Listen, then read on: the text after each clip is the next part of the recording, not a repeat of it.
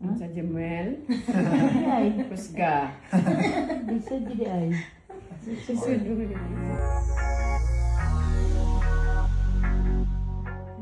I don't go to bed till like 1-ish. And you always wake up every like 30 minutes or 1 hour, no? Every like hour. Yeah.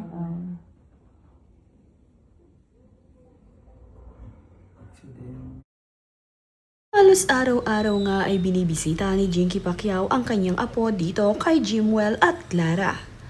Araw-araw ay sabik nang makita ni Jinky Pacquiao ang kanyang apo. Gusto nga kasi ni Jinky ay naaalagaan niya ang kanyang apo na si Baby Clara. Kaya naman itong si Jinky ay araw-araw dinadalaw itong si Baby Clara upang maalagaan niya ito. At sa kanya namang pagdalaw dito kina Jimwell at Clara ay nagkukwento itong si Carolina. Kinukwento nga ni Carolina ang kanyang pinagdadaanan sa araw-araw.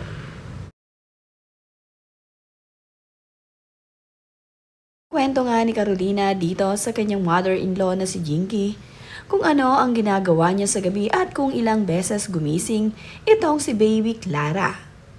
Siya nga ang nag-aasikaso kapag nagigising itong si Baby. Kaya naman itong si Jinky ay biniro ang kanyang anak na si Jimwell na Jimwell gumising ka para alagaan itong si Baby Clara. Habang nasa US naman nga itong si Jinky Pacquiao at nakakasama niya ang kanyang apo at ang kanyang anak, ay gusto nga niya na siya muna ang mag-aalaga at mag-aasikaso dito kay Baby Clara. Ito namang si Carolina ay masayang-masaya sa ginagawang pag-aalaga at pag-aasikaso ni Jinky sa kanilang baby. Ganoon din sa kanila ni Jimwell. Tuwang-tuwa kasi itong si Jinky at sinusulit ang mga pagkakataon na kasama niya ngayon dito sa US ang kanyang apo. Kaya naman, sulit na sulit dito kay Jinky na maalagaan ang kanyang apo habang siya ay nandirito. Pag-uwi kasi niya ng Pinas ay sobrang mamimiss niya ang batang ito.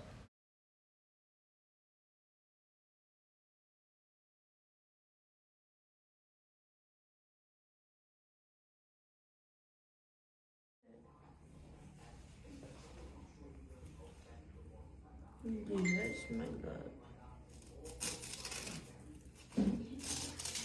Oh yeah, let's see what outfit she's wearing.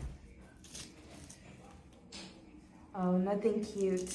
What, PJs? Just PJs. And then this one has a zipper.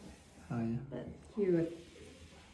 Look, it has a zipper from both sides. Okay, let's see. PJs, let's see. Nothing really, just striped. See, she's missing a sock. Where's the I told you. Oh, it's not coming out.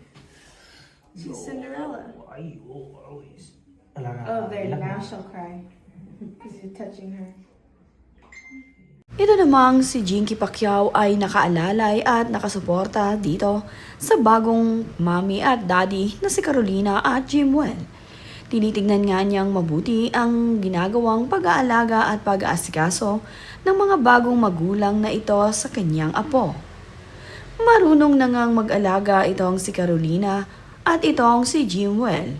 Ngunit ginagabayan pa rin naman siya nitong si Jinky upang maturuan ng iba pang mga kaalaman pagdating sa pag-aalaga sa mga baby. Sanay na kasing mag-alaga itong si Jinky sa baby. Ilan na rin kasi ang kanyang anak kaya naman alam niya kung paano alagaan ang baby.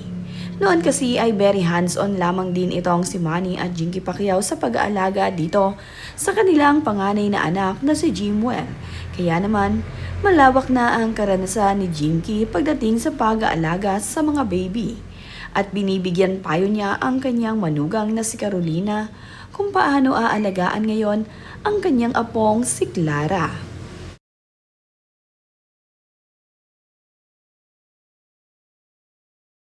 Masaya naman at very hands-on sa pag-aalaga itong si Carolina at Jimwell para sa kanilang baby.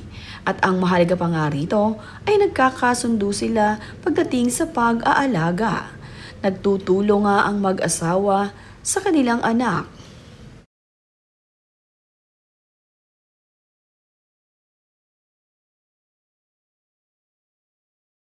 Dahil nandirito na rin ang kapatid ni Jinky Pacquiao sa US, ay namamasyal naman din sila paminsan-minsan. At kapag nga hindi abala ito ang si Jinky sa kanyang apo, ay ipinapasyal din niya ang kanyang ate dito sa Los Angeles. Sinusulit din nila ang kanilang pagpunta dito. Sinasabayan na nga rin nila ng kanilang bakasyon ang kanilang pagdalaw sa US. Kaya naman itong si Jinky at ang kanyang kapatid ay sobrang na-enjoy ang pagbisita dito sa US. Lalong-lalo na nga itong si Jinky na ang talagang ipinunta dito ay ang pagdalaw sa kaniyang apong si Clara at ang pagsuporta din sa nalalapit na laban ng kanyang anak na si Jimwell. Ngayon nga ay isinangganap na happy lola itong si Jinky Pacquiao at ine-enjoy ang mga araw na habang nakakasama ang kanyang anak dito sa US. At ang kanyang ate na kanyang kasama rin ay masaya na ngayon ay nasa US at nakakapagbakasyon kasama ang ilan sa kanyang pamilya dito. Ine-enjoy ang masayang lugar ng Las Vegas.